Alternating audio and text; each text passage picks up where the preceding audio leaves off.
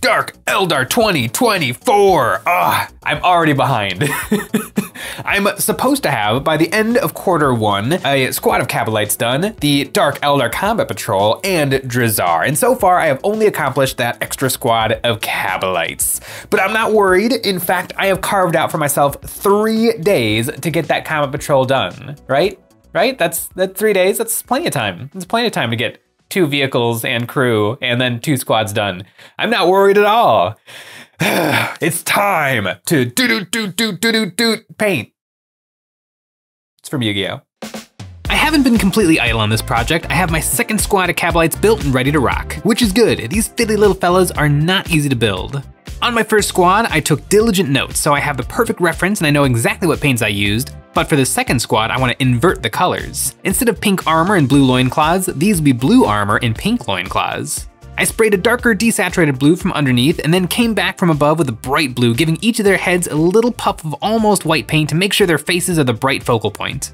Then I lowered the PSI of my airbrush to almost nothing and splattered paint all over their bodies to start laying down a texture. And speaking of that texture, the next step is sponging. I mixed up a warm black with my magenta and stippled this on. The warmth of this color should stand out extra strong against their cold bodies, and it'll fit in perfectly because I'm only using the colors already established in my color scheme. I was really debating what color to paint my second Cabalite squad, because they should be pink. My first squad is pink. The way you pick a color scheme is you pick a color and then you paint every single guy that color. But I'm really glad I decided to go for the blue. With this army, my newest Warhammer 40k army, I decided to just go with whatever thought popped into my head just to experience what happens. Because sometimes if you paint an army a long time, it gets a little bit boring. But if you give yourself the freedom to just try stuff out, and it's the same colors, it's the same color combinations, just used differently, I think these guys are gonna look pretty slick. I picked out their clothing bits with a little magenta mixed with brown, and laying down a base of dark pink on their dick tabards. Eat it, Slanesh. You're not getting my elf souls. I highlighted up their loincloths, and this is my second try on Cabalites. I'm already making improvements. On my last squad, I base coated every bit of gold with earth brown. I think this is a big waste of time. This time I'm mixing in some brown paint into the gold to give it better coverage and just one coating all their bits. It's not perfect, but knowing the future steps, this will be more than enough. Now that I have my base coats down, I gloss varnished my minis for the next step, a wash. Games Workshop Null and Oil mixed about 75 to 25 with Lamy and Medium and gave all my guys and gals a good dunking. This fixes all my mistakes and makes the models feel 80% done. Now it's just a matter of perfecting them. I took my gold and mixed in silver to brighten it, and then I highlighted all of their weapons and armor. Then I came back in with just a drop of silver paint on all these parts and they were looking mighty crispy. After that came the longest and most laborious part of the paint scheme, edge highlighting everything. I don't often edge highlight, but on these prickly evil elves, I think it makes them look their best.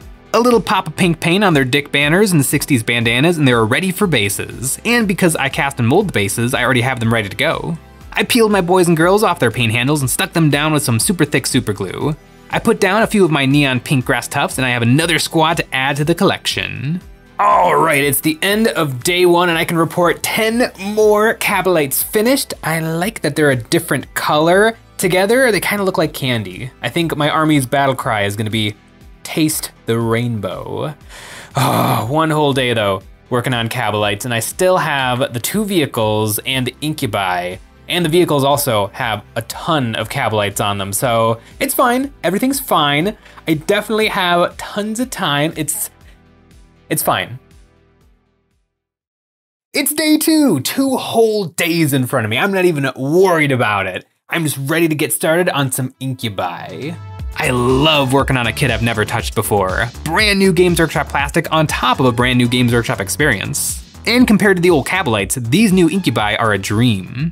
The incubi kit is really good. What's the date on this? 2019, so these guys are way newer than the Cabalites and it really shows. These guys actually go together pretty well. And they look a lot like the Cabalites, which brings up an interesting question, how to paint them. Because I feel like if I just do pink or if I do blue, they'll look exactly like the Cabalites. So I can't decide if I want to go like really dark with like Tron pink outlines or if I want to go brass, like a really dirty brass. Ooh, I feel like I've talked myself into brass. After a black prime, I hosed down my swords for hire with some chocolate brown, then sprayed a yellow brown from above. Metallic paints are a little transparent, so this gradient will hopefully show through on my final inkies and give some nice contrast. After the brass, I zenithal them with a silver paint to desaturate the warmth of the brass paint, and then I washed all of them with a sloppy mixture of Agric Earthshade and Black Templar contrast paint. Now that I have my base, I can accessorize, and first step is some verdigris. I desaturated my blue paint and then glazed this randomly over the models. I don't want to cover up too much, mostly just running this mixture into the cracks and crevices. Once that was dry, I dry brushed the models with some gold paint. This fixes the blue that's stuck on the ray surfaces. My armor is now done, it's time to start checking off the list. I painted all the cloth parts with my brown magenta mix. Then they have all these little tassel decorations, and these are the perfect thing to bring a little pink into these guys and make them feel like they belong with the Force. I highlighted all the way up to hot Slaanesh pink, and for the swords, I didn't want to introduce a new color to my scheme, and these aren't power weapons, so I decided to just add some silver chipping, but otherwise leave them the armor color. Now for the heads. I sprayed white from above over their chocolate brown base coats and gave them a wash with Nuln Oil. For their horns, I made them actually look horny with some contrast paint, but the color ended up being so close to the brassy armor, I kinda wish I just did them in metal. I picked out their eyes with blue and base coated their foreheads with brass, washing them with Agric's Earthshade. Having them separate has been a big help, but it's time to decapitate my cubes and get their noggins where they belong. I glued them into place and added more verdigris to blend them into the bodies and touched it up with a little more brass, and then my inkies were done. Oh, it feels so good to be like holding sprues and then 6 hours later, you got the models all done. But actually, they're not all done because they need their bases, and I need to build those bases, but it should be pretty darn quick. All the bases in my army are custom and casted. This big old block is my 28.5mm, and I recently made up these big honkin' 60mm, but I haven't tried them out yet. I made up some resin, adding a drop of black ink, mixed it in, and then poured them together. This is 10-minute resin, so it dries really fast, so I poured enough for my incubi and then dumped the rest into my big molds. Then came the most fun part, demolding. Everything came out great, especially the big guys. I think the resin has an easier time getting into the bigger bases because the points are fewer and much bigger. I sanded the bottoms nice and flat and stuck on my magnet strips, and now they are ready for painting. A quick blast with black primer and a few layers of gray dry brushing to bring out all those custom details. Then I dusted them with the blue ink from my airbrush to tint them cold and slobbered all the sandy parts with magenta. The only tricky thing on these bases is all the little skulls, and I feel like with all the time I saved not having to make every base from scratch, I still come out on top time-wise, spending a little extra time on these skulls. I glued down my incubi, adding on tuft, and I have a whole squad 100%ed in about half a day, which is good because there is still plenty of work to do. The next step is getting these boats together. The Combat Patrol has you build one Raider transport and one Ravager tank, but these are both built from the same kit, so I wonder if I could pull off some kind of magnetization. It's probably possible, but as the sun went down and then was down for a few more hours after that, I don't think I have time to futz. I just got all the parts cleaned and assembled. Day 3 and holy sub-assemblies, Batman. I don't like to paint in sub-assemblies. I really like it when I'm just working on something and I can see the progression. Ooh, I'm 20% done, I'm 30% done, 80% done, getting real close. But with sub-assemblies, it's like, I'm almost done with this cup, and then I'm almost done with this cup. And it just feels like things are so slow, but working in sub-assemblies should help me to get things done much, much faster by making the painting easier. So, maybe famous last words, but let's go. I primed every piece of kit and caboodle in black, coming up with my strategies for what color are gonna go on what parts. I sprayed 4 of the crew members and the hulls of the boats pink, using the same recipe for my pink Cabalites, but holding off on the sponging of the boats. On the blue Ravager, I draped a big sheet of silly putty over the back half and then switched over to my blue Cabalite recipe and sprayed this over the front half and the remaining 2 crew members. I want my Ravager to have a lovely cotton candy swirl going on. I demasked the Ravager, and on the seams, I blended the 2 halves together with some Drukhari freehanding, making up their pointy symbols. And not only does this really cleverly bridge the gap between the pink and blue, it'll also score me some more points for Scott and my escalation challenge. Freehanding is worth 3 points per model. I painted some freehanding over the Ravager's turrets too, using pink over the blue and blue over the pink. And not wanting the Raider to feel left out, I did a little freehanding on that boat as well. I feel like I've been painting forever. I have the boats and bodies base coated, but it has taken most of the day. Just as I suspected, batch painting stinks. It feels like I haven't made a ton of progress, and it's getting pretty darn close to 7 o'clock. Might be a little bit of a long day, but I gotta get this stuff all painted up so I can throw it into a box and get it to Adepticon. I do think, now that I've got most of the base coats done, I can work on the metals, and then things should really start to happen. And speaking of happening, you know what's really happening?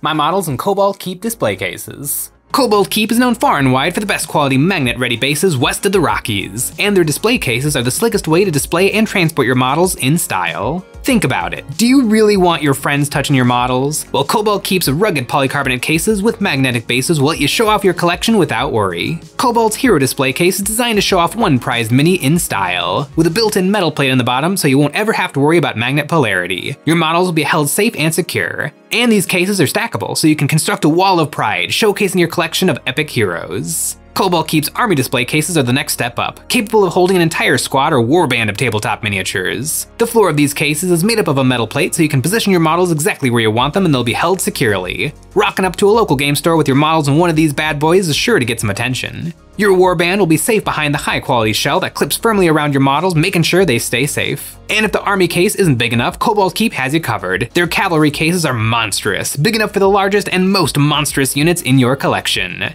Your centerpiece models can be displayed without worry of broken wings or bent swords. Shop with the code EOB10 to get 10% off your order of Cobalt Keep display cases. All the metal in my Drukhari army is a brassy gold. Some things were a little tricky, like the metal grating on the flooring of the boat, but most of it I could just airbrush. This saved tons of time. I can't imagine painting these all glued together. I would need a paintbrush with a 45-degree bend to get in some places. After a base coating of brass, I came back in and gave another spray of desaturated silvery gold for a highlight. Using my dry brushes, I recreated this airbrush highlight on the hand-painted sections and then gave everything a null oil wash. And some highlights, finishing off the crew members with their silvery highlights and edge highlights. The crew took almost as long as the boat, but they are a necessity, otherwise it's just a free boat for anyone who finds it. Oh, it is just a hair after 10 o'clock and I think I am in a great spot to finish this in my 3-day time limit and keep to my schedule. I think it's time to glue these suckers together. Usually when you're working in sub-assemblies, you want to leave everything unglued until the very last moment, but this guy is so spindly, I don't want to accidentally waste time painting something that you can't even end up seeing. And I just really want to stop having to hold it like this and get it onto their cool bases. I painted up the bases alongside the incubi so they are ready to rock and roll. They just need the flight stands. This kit comes with 2 sets. One of the sets has bubbles. I would consider this a miscast. Bubbles are unacceptable. And hilariously, when I tried to toss them away, I perfectly caught the edge of a paintbrush in my water cup. It's too late to measure and do math, so to find the middle, I took a playing card and made a mark from edge to edge. Then I folded the card over and cut it in half. This should be perfectly half, and I made a mark from 2 edges and this left me with the middle. I drilled a hole big enough for the flying stands and mixed up some clear epoxy. I squished down my stands and then it was time to get my boats ready. I glued them onto the stands and it worked, but they are pretty springy. I might try to find something else for the next batch. But now I can at least hold these spindly suckers from the bases. I sponged on some light blue and pink paint to make the surfaces look worn and added some dark gray paint chips all over with some sponging. This kit is an engineering feat, and the engines can actually be posed. I angled them to match the direction each boat was leaning and then glued them in place permanently. Then I finally glued on all of the parts. The crew, the steering column, the little pointy knives underneath, it all came together. Oh, I am almost the proud owner of 2 Drukhari boats. These things are not easy to build and paint. These ain't your mama's rhinos. These remind me a lot more of the Necron Ghost arcs with just tons of fiddly little details. And speaking of details, on the Ravager, I actually made a mistake. I was planning on having the blue turret on the blue half of the vehicle, but my tired brain put it on the wrong side. I think it actually works better. I think it balances out the paint job really nicely.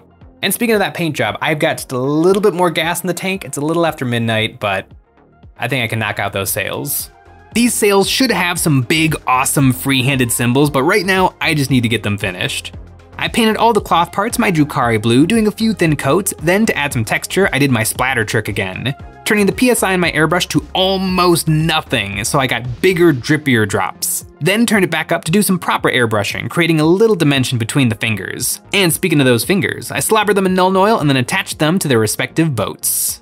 Yes! Yes! I am now officially a Drukhari player. I played them a few times in Tabletop Simulator, but now I have real models to push across the tabletop. Combat Patrol under my belt. Oh, I'm gonna go to bed. 3 days and I've got a Combat Patrol done. If any of you guys are thinking about trying to get a Combat Patrol done in 3 days, probably not. It's not enough time. Probably like a week or two is a really good amount of time to speed paint a combat patrol, but I did it. I have my models ready to rock and roll. I can start playing games. And in Scott and Mai's slow grow campaign, I have officially scored 69 points. Nice.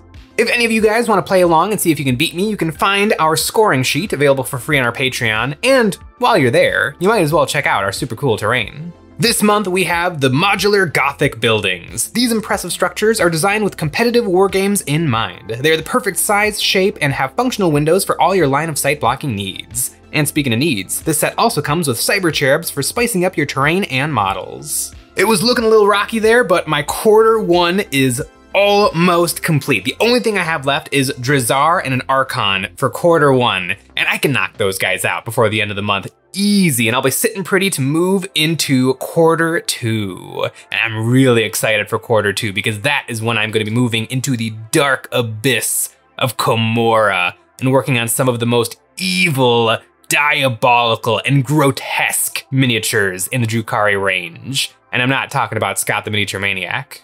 I'm talking about the Homunculus Coven, the weirdest models in the whole range of Dark Eldar, and I'm really excited for it. But right now, I gotta throw this all in a box because Scott and I have a game at Adepticon. Although thinking about my scoring sheet, we get 3 points for playing a game. If we play a game against each other, we both get 3 points, so I guess it's kind of a wash. Thanks for watching.